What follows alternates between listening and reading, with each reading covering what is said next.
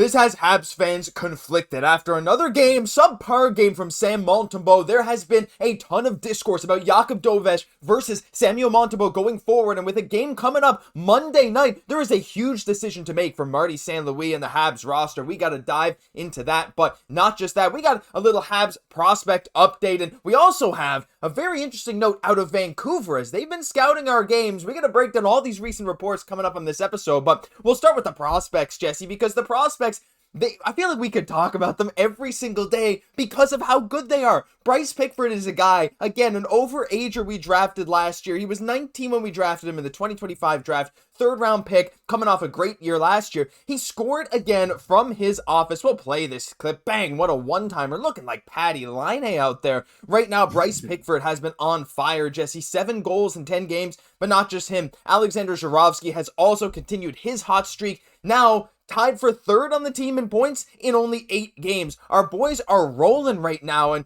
for a Habs team that, we did come off a rough loss there, we still have so many bright spots. This is not even to mention guys like Michael Hage or Jacob Fowler, who had an insane outing last time. The Habs prospect system somehow gets better every single day.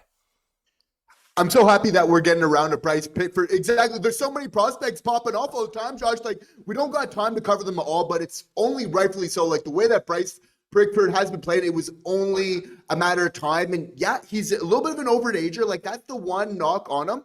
But the other thing is that Habs management always felt like he kind of had a high ceiling. Mm-hmm. Like, this is the type of guy where there's a lot of potential.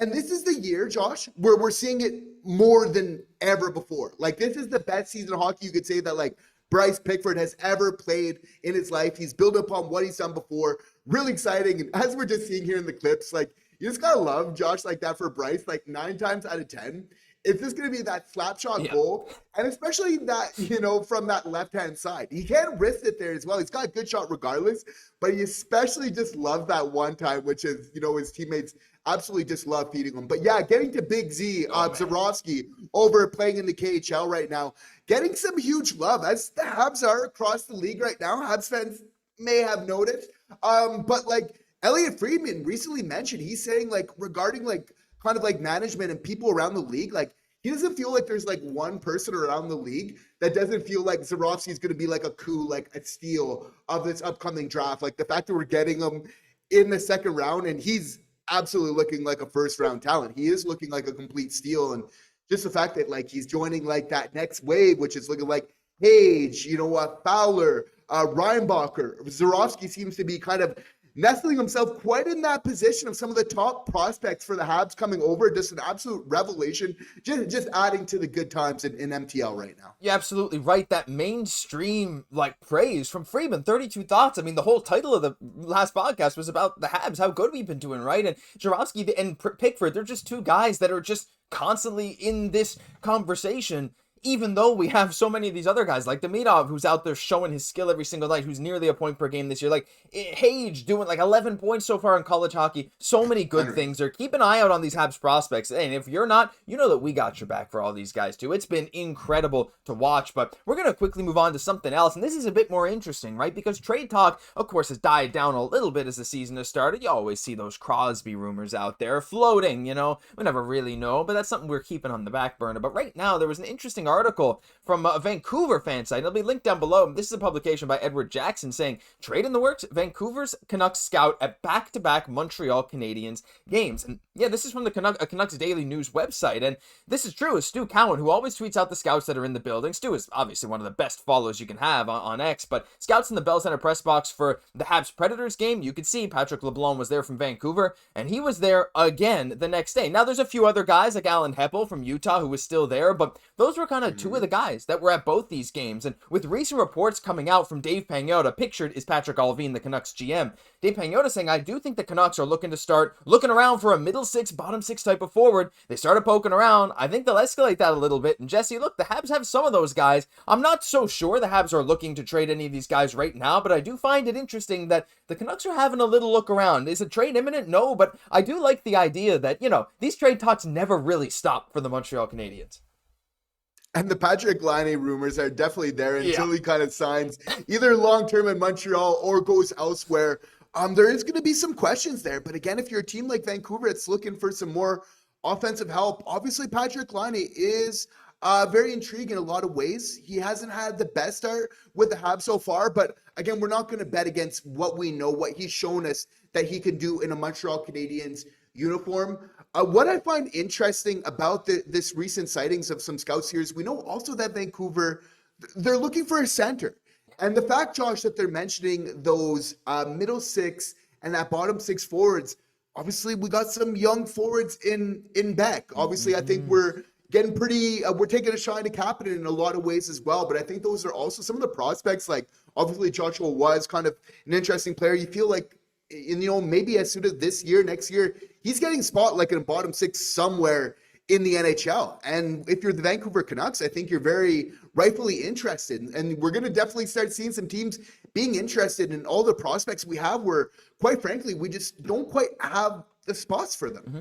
Yep, absolutely. And, Montreal, we pride ourselves on the depth, man. We pride ourselves on how many guys we have that could be NHL level talent. So even if we were to move on from a guy, it wouldn't hurt nearly as much. And again, there was a brutal hit in today's game. Clean but late from Tom Wilson on Filip, who has had so many injury troubles throughout his career, concussions. He was taken out of the game today. That was the Canucks 2C. Teddy Bluger was also taken out of the game. Jesse, if they needed center help before, they need even more now. So you never know. I mean, very unfortunate circumstances. Wishing the best for all those guys. But look, if trades are coming, Vancouver's scouting. Montreal has some stuff that we can maybe give up. Leave your thoughts on what could maybe interest Vancouver. Patrick Laine is a name that we've seen thrown out there. Don't know if I love it, but you really never know. You can never throw any shade of doubt on what kind of move Kent Hughes might pull off because he's a little bit sneaky. But the final thing we want to get into today, Jesse, look, I mean, after that loss last night, there was a lot of blame thrown towards Sam Montembeault. And first off, I just want to say, goalies are allowed to have bad games, bad stretches. We know what Monty can do when he's at his best. He backstopped Canada to a world championship with an incredible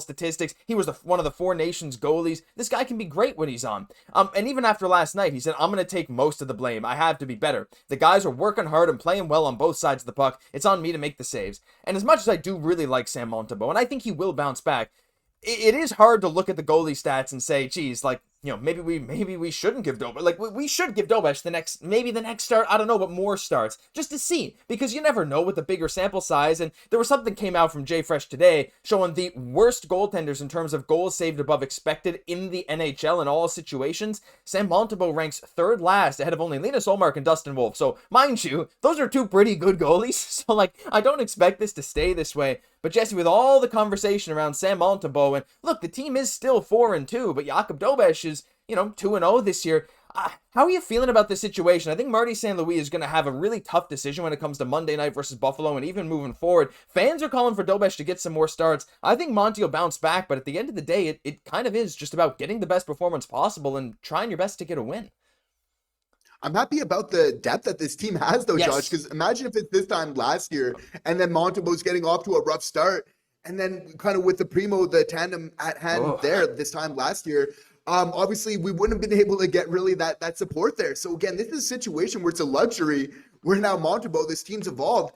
He can kind of take a little bit of a step back, but Dobes can absolutely pick up the slack here. And Josh, I need to see a little bit more of a sample size before I am getting worried, but it is definitely just is one of those situations where Jakob Dobes has looked very, very good.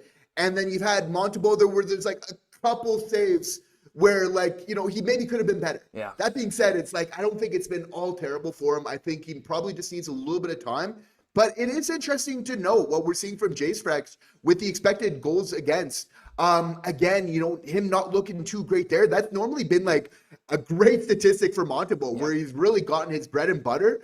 But the fact is, we're still seeing Dustin Wolf again. He was in the running for the Calder last year because he played so well as a goaltender. We're seeing Askrop, definitely some younger guys, but Hoffer there, seeing some goalies there early on. I think it's kind of normal before kind of maybe settling into a little bit of a groove.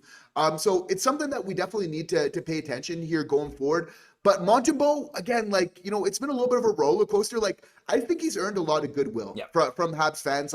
Maybe it started off a little bit rockier, but he really deserved his spot every contract that he's gotten with this team here. I do have the feeling that he is going to bounce back here. Obviously, we got some great goaltending coming up here. Dobes is playing amazing, but I got faith here that Monty's going to figure this one out. Yeah, I do too. And look, I also understand the frustration, right? Like, because, that was a winnable game yesterday with one or two more saves. And I'm not going to sit here and say Monty has actually been amazing. And, Montreal didn't play their best yesterday either, but it was still winnable. And I think Monty could have made some saves. I didn't think he had a great game. I think Dobes has been the better goalie this year. But at the same time, like you said, Jesse, look at this list. Darcy Kemper was one of the best goalies in the entire NHL last year. Ilya Sorokin has been one of the best throughout a lot of his career, right? Linus Ullmark is like a former guy who got who he was a Vezina winner, right? I think, or anyway, it was in Boston. He had insane stats. And Dustin Wolf, again, nearly won the Calder Trophy. So there's time. I get the frustration, but it's a major decision to make now with Marty. And when you're looking at a team that's trying to make the playoffs, you got to maximize every single night. So it's going to be very curious to see what happens with the goalie rotation moving forward. Leave your thoughts down below on what you think should happen, because that'll do it for this episode of Habs Digest. If you enjoyed, leave a like, comment, subscribe to the channel. Thank you for tuning in every single day.